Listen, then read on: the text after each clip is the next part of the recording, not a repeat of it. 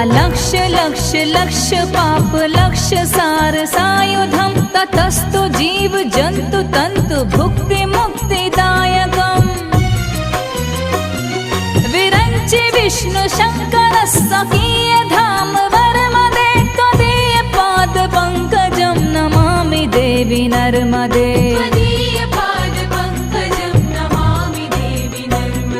Namami Devi